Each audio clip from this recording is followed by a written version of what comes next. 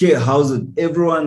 This is your boy Fearless Eagle right here, with your host from the political show, which is Hey, it is your girl Cynthia, but you can call me Dix, and I'm from the political show on Active with them. And today we are interviewing Branch Isole, who is an author and a poet. yeah, really brilliant. Yeah, like with his work and everything. Yeah, definitely. So we're gonna get to know a bit about him, and Yes. then So do you mind introducing yourself and like telling us a bit about you and basically what you do? Yeah. Thank you for having me this afternoon. It's a real honor to be with you. I know we're a long distance away, and it's early morning here, but we're up and ready to go. I thank you for having me on.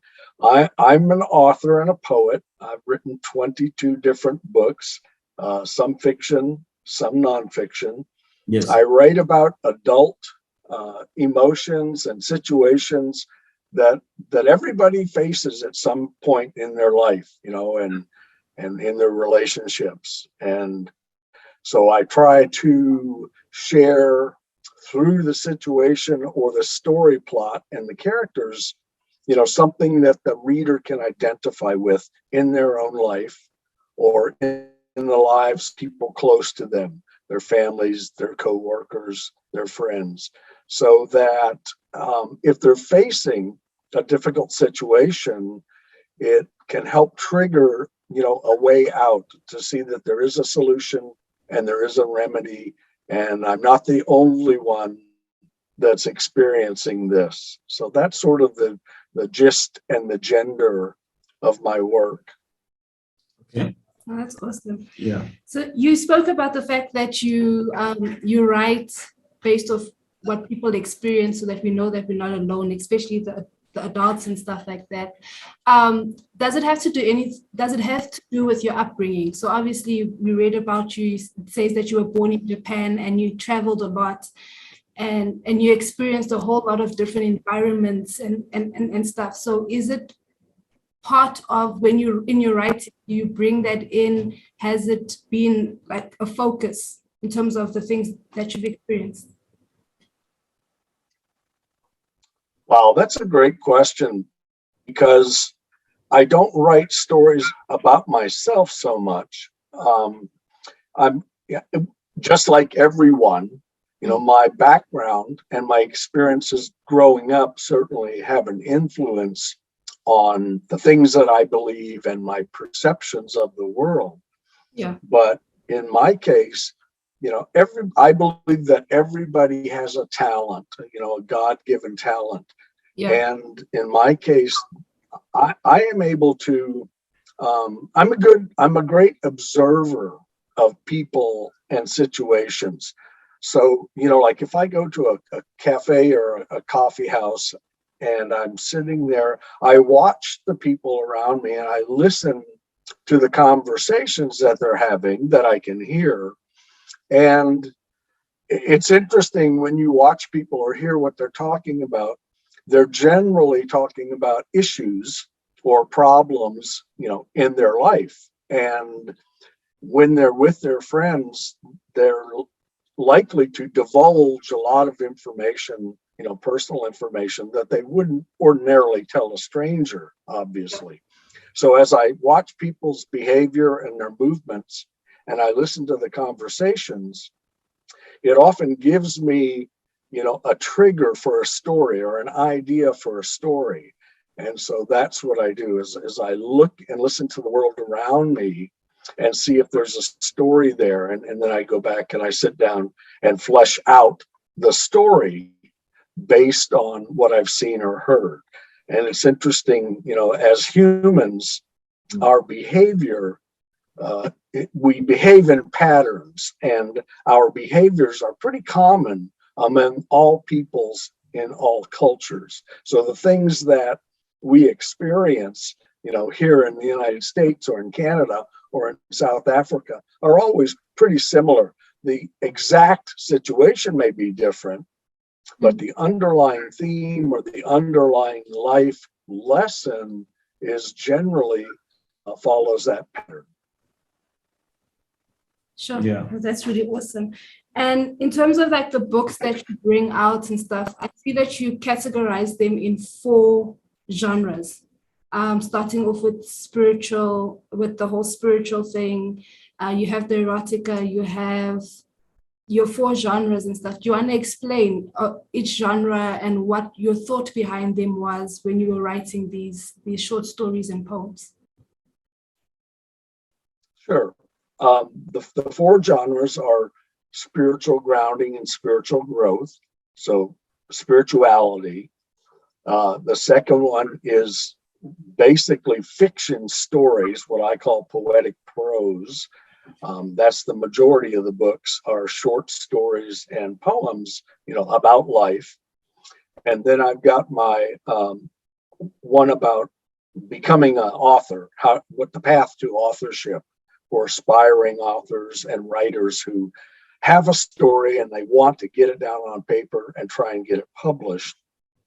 And the last one is the erotica, or the sexual orientation, because sex is part of adult life, and so I deal with those emotions and psyche things also. So those are the 4: spirituality, poetic prose, writing for aspiring writers, and the sexual. Okay. And I get a lot of flack sometimes for the sexual being part of my catalog, and people say, well, how can you write about God and life and also write about sex? And well, sex is part of life, and so a big part of life for a lot of people, and a struggle for a lot of people. So sexual identity, sexual practices, there's a positive and a negative to everything that we say and do. And sexual intimacy, relationship intimacy is part of our lives. So I write about it. That's really awesome. I just wanted to ask, like, out of curiosity, like with poetry and yourself writing poetry, what actually inspired you, to start writing poetry? Yeah, that's interesting. My very first book I wrote for basically truth seekers and searchers and fallen away Christians. It's about spiritual grounding and how to, start or get a spiritual relationship. I thought I was going to be done writing at the end of that book. And one day I was sitting out at my gazebo. At the time I was living in Hawaii, and I was looking out across the water at the big island of Hawaii. I was living on Maui. And a thought came to me as I watched the water, and I thought, what kinds of thoughts or fears would one have if they had been abandoned at sea, or the ship sank and they were alone, just floating in the water? Yeah. And how many different, feelings and emotions one would go through, realize they probably weren't going to be rescued. So from that came my very first short story and poem. And for some reason, it started to come out like that. And 18 books later, I was still writing short stories based on one. Sure. That's really awesome. Yeah. And then you were speaking about one of your genres being teaching how people can write poetry and short stories and stuff. When I was reading on your website, it spoke about a 3R model that you use to teach people. Do you want to tell us a bit about that 3R model and what it's all about? Sure. Actually, the 3R model started with the writing process, but as I've grown as a writer and now as a speaker and podcast guest, I've realized that the 3 R's apply to everything in our life. And what they are is our response, our relatability, and our responsibility. And because life is about relationships, we're always in this dynamic situation with people. Can you hear my rooster? Yes, you can. He and his girls are passing by, so I apologize. Anyway, so I try to make my works be relatable to the reader, in the story and in ease of reading, and I try and deal with responsibility. One of the big challenges for all of us today is taking responsibility for our actions and our consequences. And we don't see a lot of that coming from our leadership, particularly in politics, particularly in this country, in America. We have leaders who are basically in it for themselves, and they've abrogated their vows and their oaths to be responsible for the people. And as a result, many people in our society feel that they can say and do anything they want without taking responsibility for it, because there's no consequence, and they can turn around and make an excuse or blame somebody else. Yeah. So I'm trying to share and talk about taking responsibility. Sure, we all make mistakes. We all do embarrassing things, and we all do things that we wish we hadn't done. But when we take responsibility for our actions and our decisions and our consequences, we get an opportunity to grow and become a better person. Yeah.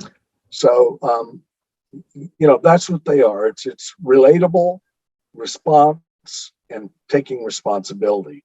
And I try and share that in my stories, in the story itself, but I also try to promote that, in my life and with people that I come into contact with.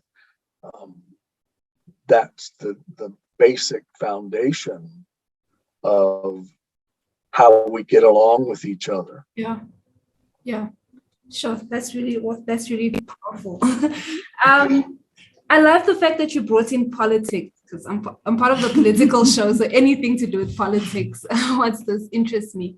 But you brought in the whole thing of how in politics people haven't taken responsibility and stuff. But you've been an author for quite some time now, and how has the change in terms of how politics are done, in terms of how society has changed in thinking with the youngsters and stuff, how has that affected your way of writing, and has it given you more ideas, especially now with the whole LGBT community rising up and a whole lot of thoughts? I know in the US, one of the biggest fights is the whole thing with abortion and stuff. How has that in any way influenced or got you to start thinking of writing new books? And how has the change over the years influenced your writing? Wow, that's a lot of parts of that question. First of all, I'm seeing a resurgence today that I lived and went through in the 60s. There's people are rising up and have sort of had enough of political leaders and business leaders and community leaders who say one thing and then do the exact opposite, right? Yeah. They'll say anything to get elected. And as soon as they get into office, for many of them, the greed, power, gets the best of them, and they give in, they get bought off by the big corporations. Power and money always, is in the elite class. It has been since the beginning of time for man. And those with the power and the money make the laws and call the shots. And we see in every empire or every growing nation, there comes a point when the oppression and the suppression of people, whether it be, their gender, their race, their religion, whatever the catalyst is, the suppression and oppression of people becomes too much, and people finally have, enough, and they revolt one way or the other. Hopefully things can change before they get to armed revolution, but that's always an option. To answer your question, I really don't get involved anymore. I was politically active in the 60s when I was in college, but as I've seen the world change, not for the best at all times, technology has made great advancements, but man's relation and the way we treat other people hasn't changed at all. Yeah. We still treat each other, everybody treats everybody like a second-class citizen. And with all this division within countries and within regions and within the world in general, things continue to get worse. So I'm not political anymore. I'm very disappointed by, the way the world is going, but I'm realistic enough to know that this is part of, the end times that are coming. And to get into that a little bit, if you're versed in spiritual growth and you're versed in end times prophecy, then you can read about the things that are taking place today. Yeah. And all of this division and hatred and violence as part of our future. And so my goal at this point is not to be political. My goal at this point is to help people understand that, the only way you can change things is by voting or by where you spend your money. That's the only power that we as common people have. And if you want to, strangle the opposition, then you vote those people out of power who are not working for you, and you refuse to buy things from corporations, that are raping the planet and causing so much destruction. So, but all of those political things, we've had abortion since the beginning of time. We've had greed. We've had oppression. We've had violence. That's part of our nature as man and women. My goal is to help people understand that if you get spiritually grounded, you see the truth. Yeah. You see the truth in your own life, and you see the truth in your world. And then you have a choice of whether or not you want to buy in and support the violence and the corruption and the evil, or whether you want to make your own world a better place for you and your family. None of us can change where the world is going, but we can change, how we respond to the people who come into our lives. And I choose to respond with love and respect and dignity. And, the people who come into my life who don't want that or refuse to give that, I just don't have them in my life. So I don't allow politicians in my life. I vote, and that's as far as it goes. Yeah, sure. Well, I just wanted to ask if I had to be in a position where, so I want to get into like poetry and the fear of people rejecting or how people are going to respond, that fear is there. And looking at you with, so much experience, and the different situations that you've been in, what would your advice be to that person? Everybody faces rejection. At work, in our relationships, in our families, in our efforts, rejection is part of life. And for young people, rejection often hits hard and it hits deep. What you have to understand that when somebody tells you no, that's okay. There's a reason they're telling you no. It may be valid or it may be invalid, but you don't take it personally as a rejection. If you can grow from it, that's great. If it's just somebody trying to control or, make you feel bad about yourself, That's just who they are, and you let them go on, be themselves somewhere else. Everybody faces rejection, so it's not that you're alone. It's how you handle the rejection. And my advice is, listen to what the rejection is. You have to understand that everybody you come into contact with has an agenda, right? They want something from you. They don't want necessarily something for you. So if you know that there's three foundations for all of us that we face. Number one, we all crave and desire love. Number two, we all crave and desire approval. And both of those start in early childhood and develop throughout our lives. Number three, when you get to be, a teenager or a young adult or an active adult, say in your 20s and 30s, everyone you come into contact with has an opinion and they have an agenda and they want something from you. And if you don't agree, they're probably going to reject you. Well, you have to decide if what they want is in your best interest or their best interest. And if it's in their best interest, then their rejection is just what it is, a lot of hot air. If it's something that you can benefit from, then you take that rejection and you analyze it and you find the good that's in there and you use that to grow from. Don't take rejection personal. That's what, when you take it personal and you internalize it, then it's designed to make you feel bad about yourself. And when you feel bad about yourself, you start to beat yourself up. And then you just continue down into this spiral. Well, don't even go there. Just take what they're saying for what it's worth. And if it's worth something, grow from it. If it's not worth anything, then it's just a lot of hot air. Sure. That's really awesome. Yeah. Then in terms of your books and stuff, do you have a favorite that you've written? And do you have a least favorite? Yeah. My favorite is my next book, the one that hasn't been written yet. Oh. And my least favorite,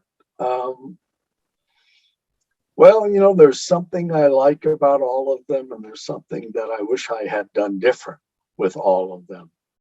But I don't think of it.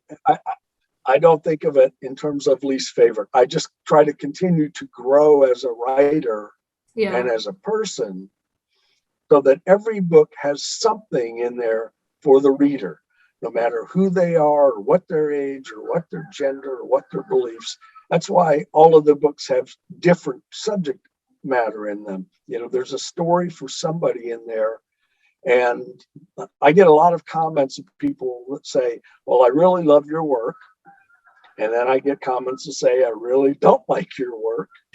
And what I find is, as they're reading, because there's, so many different stories and situations, they find one that they like, and they'll continue to read through till they find another one they like. And the people who are upset with me find one that they don't like or that they, have an issue with. And then they keep reading to find another one that they don't like or have an issue with, so they can tell me, how mad it made them. Well, the gist of that is at least they keep reading. And as they keep reading, they're exposed to, different situations, different emotions, different characters and different plots. And so they can identify a little bit of something with every one of the stories. And I hope in that way, it helps them grow a little bit with each story. Sure. No, that's really awesome. And then I have another question about the way you write. So obviously you said you observe people. So if you go out and you hear a conversation and it probably strikes interest, then you're like, okay, I could write about that. Do you also read books that help you in terms of like your diction and all of these things? Or is it just observation that you get your writing from? Well, obviously, I do a lot of reading. Everything influences me. right? As a writer, whether I'm seeing it live or whether I'm reading something, it triggers for me different ideas. And once I have the idea, then I try and sit down, and flesh out a scenario or a story that will take the reader from the initial idea through whatever the theme may be of the story to an end point where they have an opportunity for some growth in an area. There's 12 different lessons of life that we all experience. And so each story has one of those 12 lessons in it in order to help a person who's struggling with one of those lessons, come out the other end a little more enlightened and a little more confident that I can handle this situation that I'm now in. So I think everything that I come into contact with has the potential to be a trigger for a story. I can write, when I write a book, I can write a book in about 6 months. But for me, the fine tuning and the editing is really where the time and the work comes from. A book generally takes about 2 years from start to finish, 6 months to write it, and 18 months to edit it, and get it to where I'm pleased enough that it's ready to be published. So a lot of work at the back end of the story. The story can come very, very quickly, and I jot down the general ideas, and then it's a matter of, building upon each of those ideas so that the story becomes a real story. And so there's a lot of work in the editing and the fine tuning of it.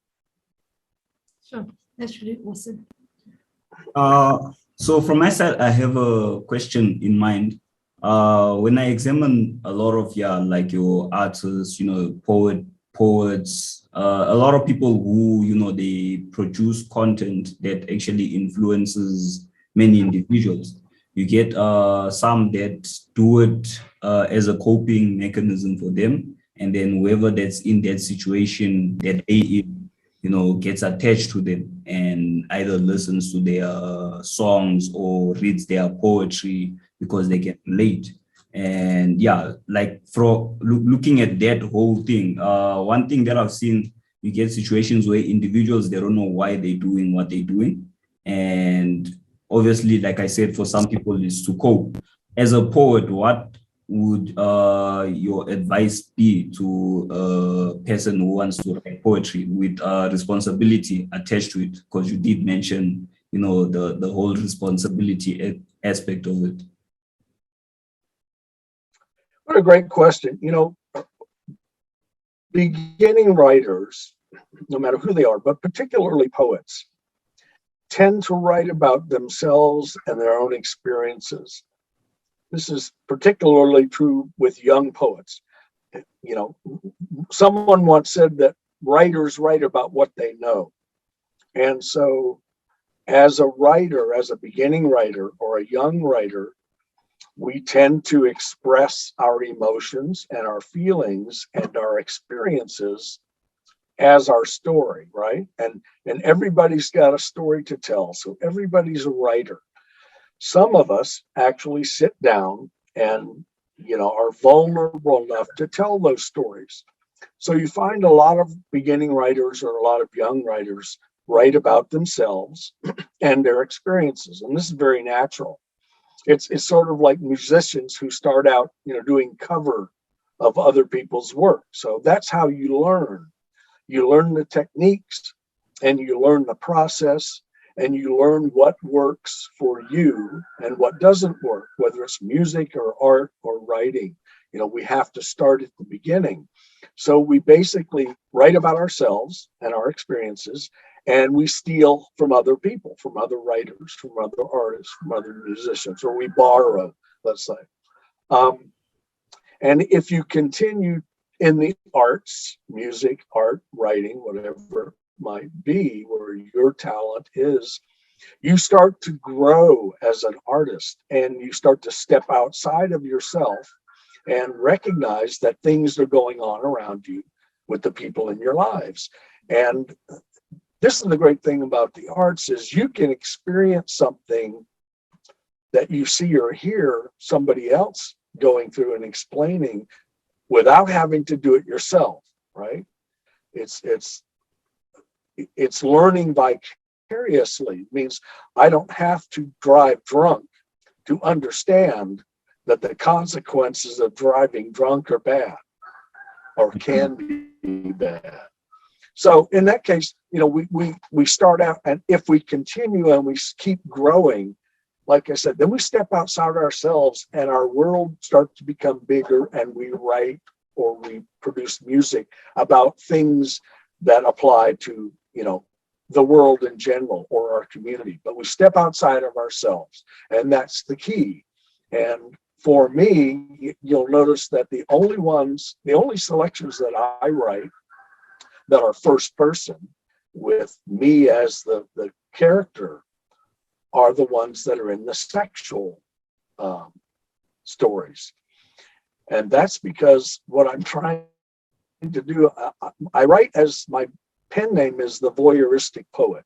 And most people, their concept of voyeurism has to do with sexual innuendo.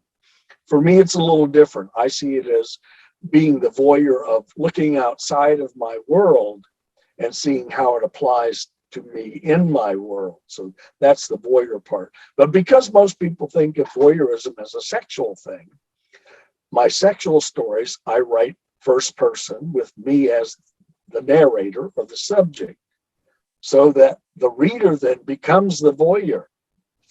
The other stories, my other stories are not with me as the focus. It's not about me. It's not autobiographical. The stories are about the reader and what they're experiencing. So, some of my stories are from a male point of view. Some are from a female point of view. Some are from a teenager view, an adult view, a child view. So all across the spectrum of race, ethnicity, politics, sexual, social, the stories are not about me, but they're stories that the reader will identify with someplace. And so the reader becomes the focus, not me as the writer. Sure. Yeah, that's a lot. It actually answered my other question concerning perspective, and what point of view do you write, from? And yeah, just one more question from my side would be, as a poet, was there any point in life where it was like, yeah, this is the toughest moment in my life as a poet? And how did you handle that situation?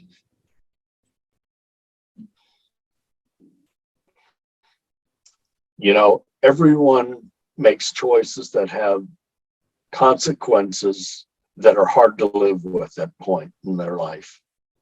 And I have made some choices in the past that have been very, very difficult to live with. Some embarrassing and some shameful and some downright deceitful. And those concepts are important to express.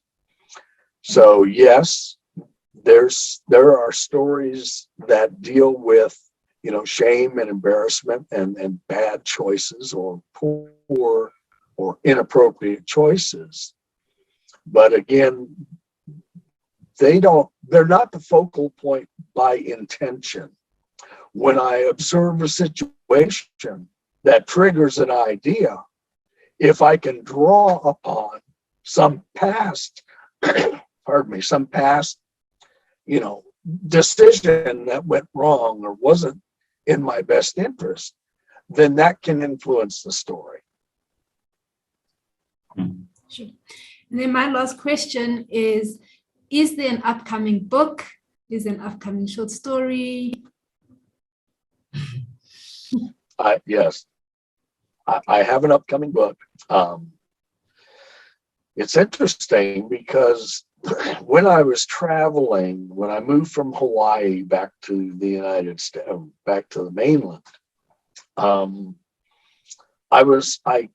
was listening to a lot of radio, and I discovered a story channel, a channel that highlighted different stories, sort of like, you won't know because you're too young, but Paul Harvey had a program, and it was called The Rest of the Story. And he would introduce a story, and then it would always have a twist at the end that you didn't expect. And so I found a radio station that was doing a lot of those kind of stories. And so I've had it in the works for quite a while, but my next book, and possibly my last book, will be sort of like Paul Harvey's, and now you know the rest of the story. So each of the stories will have a twist at the end that the reader doesn't expect coming. Sure. That's very interesting. I'm going to be on the lookout for that book when it comes out. Yeah. That's really awesome. Anything? So yeah, where can we, if I was like, for the listeners, let me just put it that way, for the listeners, that don't know anything about you or where they can get your work, where can they actually find all of this? Sure. Thank you for asking. It's real simple. All they have to do is Google my name. I'm the only one, so they don't have to look through pages and pages.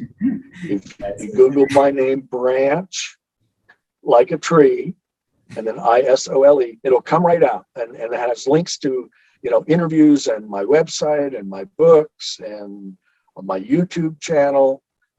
So there's lots of things to read and lots of access things. That's the easiest way. Just Google my name. But thanks for asking. Awesome. Well, thank you so much for joining us for this interview. It's been very, very insightful. I've enjoyed hearing and listening to what you've said about books and writing and your journey and stuff. Yeah. Yeah, same here. I learned a lot. Definitely. Yeah. So you were listening to an interview with Branch Isole and myself, Cynthia, from the Political Show, and Nash, Fearless Eagle from What's the Topic? Yes, right here on Active FM, radio has never been better. Awesome.